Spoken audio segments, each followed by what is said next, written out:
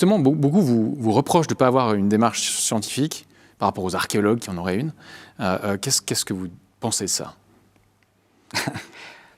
Ce que je pense, c'est qu'on a une démarche scientifique, parce qu'on utilise du rugosimètre, du scan 3D. Enfin, n'importe qui viendra à Barabar, par exemple, avec un scan 3D, aura les mêmes résultats que nous.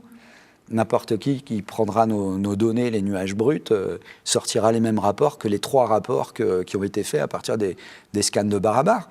N'importe qui viendra avec un rugosimètre obtiendra les mêmes résultats. Et c'est d'ailleurs pour ça que dans le monde industriel, on n'a aucun problème.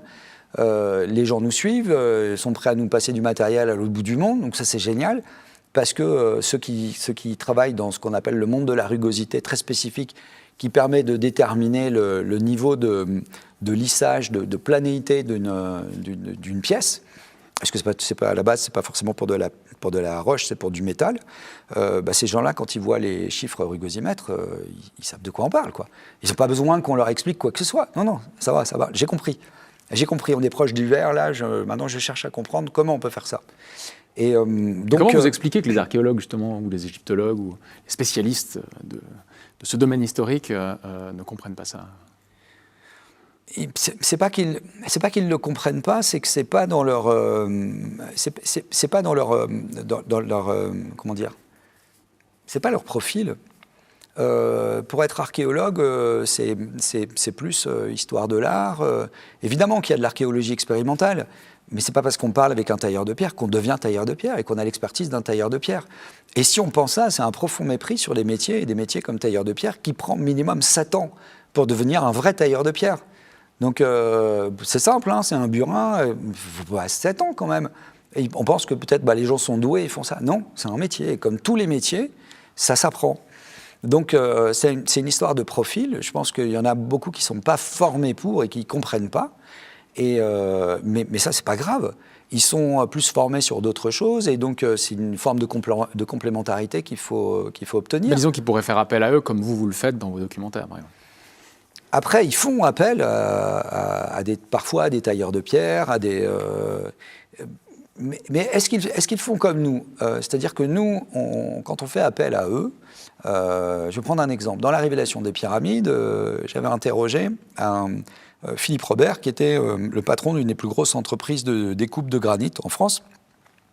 Je lui ai posé des questions. Les critiques étaient venues en disant « c'est un tailleur de pierre moderne, il ne peut pas savoir ce qui est fait, il travaille avec des machines, il ne peut pas savoir ce qui est fait à la main. » Ok, donc dans Bâtisseurs de l'Ancien Monde, je prends un tailleur de pierre qui, lui, travaille à l'ancienne, avec des outils qui sont très proches des outils qui étaient utilisés par les tailleurs de pierre d'il y a des millénaires, sauf que c'est du tungstène à la place de l'acier trempé, etc. Et qui a utilisé une journée dans sa vie les machines, mais qui préférait travailler à la main. Et là, après, on a dit, mais ça, c'est l'opinion d'un seul tailleur de pierre. Ok. Dans Barabar, on met 7 tailleurs de pierre. Là, on dit, ah oui, mais non, mais ils ne savent pas, en fait, sont les historiens. Alors ça, c'est des critiques qui émanent juste de quelques personnes. Hein. C'est pas, la majorité des gens ne se posent pas de questions, et quand elle entend un tailleur de pierre parler taille de pierre, elle lui fait confiance. Surtout que les gens qu'on a interrogés, c'est des cadors hein, dans leur métier, c'est des stars. C'est des gens qui ont entre 20 et 40 ans d'expérience. Donc, ce n'est pas des gens qui débarquent comme ça du jour au lendemain. Si on prend l'exemple des vases qu'on a trouvés à Saqqara, il y a des vases de pierre dure et des vases de pierre tendre. Ils ne se travaillent pas de la même manière. On a des vases en terre cuite. Quand on va dans les musées, par exemple, on va au musée du Louvre, on a la collection de vases. Tout est mélangé. Les vases de pierre dure, c'est Nagada III. C'est la 3e période. Donc on a coutume de nous dire que même si on a trouvé je ne sais pas combien de milliers de vases de pierre dure, ça s'est produit sur des milliers d'années. Non, si on s'en tient à la chronologie académique, ça s'est produit sur 300 ans, 400 ans, 500 ans. Donc après, on fait un ratio avec la quantité de vases qu'on trouve, etc. Mais quand on est face à ces vases, travailler le granit, c'est pas du tout la même. On ne travaille pas le granit de la même manière qu'on travaille l'albâtre, donc on travaille le calcaire. Et ça, il n'y a que des tailleurs de pierre qui peuvent déterminer ça. Quand on est face à un vase de granit et que ce vase de granit présente des courbes qui semblent être quasi parfaites, c'est-à-dire quasi parfaite, on va être en symétrie, on va avoir ça va être complètement circulaire, centré, c'est pas de travers, et on voit, il y a des vases qui se distinguent clairement du lot par rapport à d'autres. Il y en a d'autres qui sont des copies, qui ont l'air d'être des copies plus tardives, et ceux-là sont très précis.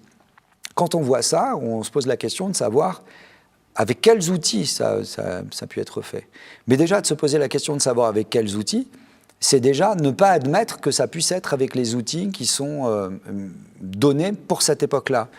Et pourquoi on se pose cette question-là ? Parce qu'à force, quand on sait ce que ça représente que de tailler du granit, à un moment, la question, elle est légitime aussi.